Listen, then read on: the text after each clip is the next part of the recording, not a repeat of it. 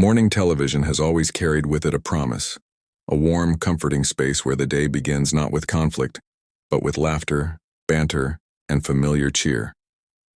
The formula is simple and dependable, with hosts greeting the nation with bright smiles, a roster of celebrity guests sharing lighthearted anecdotes, and a studio audience clapping on cue, reinforcing the illusion that everything in the world is just a little sunnier in the morning. On the day Prince Harry was scheduled to appear on This Morning, the formula should have worked as smoothly as ever. Few guests come with a higher profile or bigger headlines than a royal, who walked away from the institution that defined him. For producers, it was supposed to be gold. For viewers, it was expected to be an honest but easy conversation, a peek into life in California, fatherhood, perhaps some mentions of charity work and upcoming projects. But live television is unpredictable, and that day, the moment Harry walked into the studio, something in the air shifted. What began as an ordinary interview unraveled into one of the most uncomfortable segments daytime TV had witnessed in years. The studio buzzed with the usual energy of a live broadcast. Cameras glided smoothly across the polished floor. Lighting rigs bathed the stage in a soft glow, and the audience sat in carefully arranged rows, sipping complimentary coffee as they waited for the show to begin. Alison Hammond, beloved for her warmth and infectious laugh, looked her usual radiant self. Dermot O'Leary, calm and composed, shuffled his cue cards with quiet focus. "Big guest today," one producer whispered in the wings. There was an air of expectation, not just from the team but from everyone present. Harry was a figure who guaranteed headlines. Admired or criticized, he was never ignored. When Alison looked into the camera with her trademark sparkle and announced, "Today we have a very special guest joining us, someone you all know, someone whose life has been more public than most," the audience responded with eager applause. The stage was set, the script prepared, the atmosphere primed for charm. Then Harry walked in. He was dressed in a sharp, dark, tailored suit, but without a tie, the collar of his shirt slightly open. It was a look that balanced formality with casual rebellion, a nod to his royal past but also to the independence he now claimed. His wave to the audience was small, brief, more ritual than genuine warmth. His expression said more. His jaw was tight, his brow furrowed. His eyes scanned the set with the weariness of a man bracing himself for battle. "Harry, it's lovely to have you here," Alison began warmly. "How are you feeling this morning?" It was the simplest of questions, but Harry's response was anything but routine. "Well, Alison, I suppose I'm feeling the same way I always do. Surrounded by people who want to ask questions they think they already know the answers to." The audience laughed awkwardly.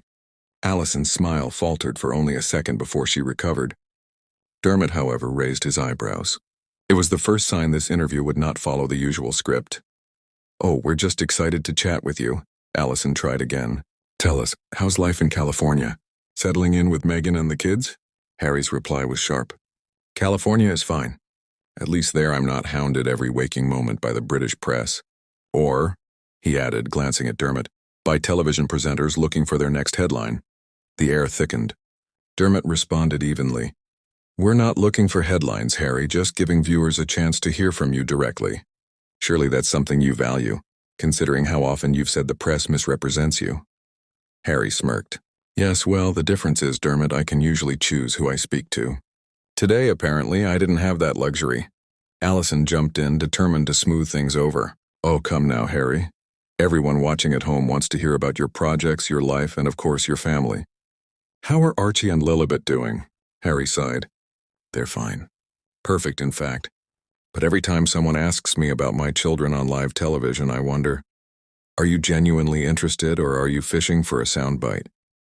Because if it's the latter, I'll save us all the trouble and say they're wonderful. Full stop." Alison kept her composure. "We are genuinely interested, Harry. You're a father, after all, and many of our viewers are parents too. It's a connection point." Harry leaned forward, his tone sharper. "A connection point. Alison, you don't know me. You don't know my children. And you don't know what it's like to live under the constant shadow of a monarchy that dictates everything about your existence. So forgive me if I don't see this as a cozy little chat." Gasps rippled through the audience. Dermot leaned forward, his voice firmer. "Harry, with all due respect, you did agree to be here. And when public figures come on This Morning, the idea is to have an open conversation. That's not about intrusion. It's about honesty with the public who followed your journey. Harry's eyes narrowed. Honesty? Don't lecture me about honesty, Dermot. I've been forced to live honestly every single day while the press twists everything I say and do. If anything, this is just another circus performance.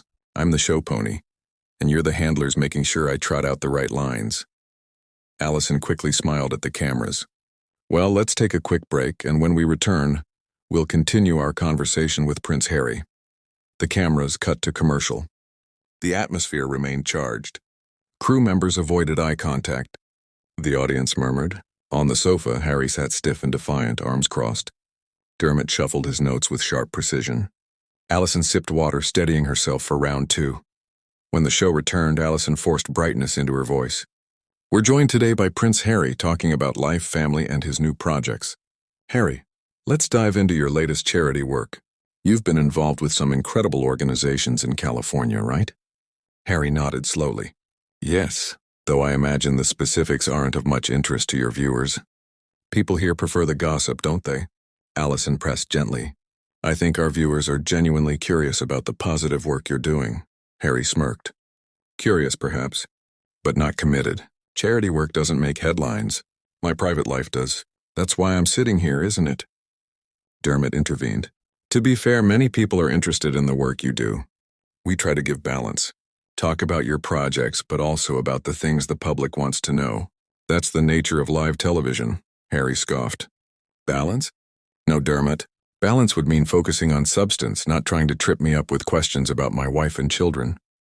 Dermot's patience was thinning. I don't think asking about your family is tripping you up, Harry. It's something viewers relate to. You've often spoken about wanting to be a good father. That's something people admire. Harry laughed humorlessly. Admire or scrutinize? Every word I say about my children is dissected, twisted, and now here you are playing the same game. Dermot shifted gears. All right, let's address something else. There's been a lot of talk about your Netflix projects, documentaries, specials. Some reports even suggest disputes over financial demands. Can you tell us more? Harry's eyes narrowed. There it is. The money question, predictable. Dermot kept calm. It's not meant to provoke, Harry. These are public reports. People are curious if there's truth to them. Harry leaned forward. People are curious because the press feeds them lies. And programs like this serve it up on a silver platter. You call it journalism. I call it voyeurism. Allison tried again. Harry, I don't think Dermot meant it like that. He's just asking the questions on people's minds. Harry didn't budge. And maybe people's minds are too small if they're obsessed with whether I negotiated a fair paycheck. Last time I checked, I wasn't the only person in the world trying to provide for his family. There was scattered applause. Dermot pressed. Fair enough, Harry. But you've spoken often about moving away from the monarchy's trappings. Doesn't taking multi-million-dollar deals while criticizing the institution look contradictory to some people? Harry's face hardened. Contradictory? You mean surviving. You mean making a life outside of a gilded cage that crushed my mother and nearly destroyed me. Forgive me if I don't cry into my crown and jewels. The audience gasped. Allison leaned in. Harry, no one's denying your experiences. Dermot is just saying. Harry cut her off. No, Allison.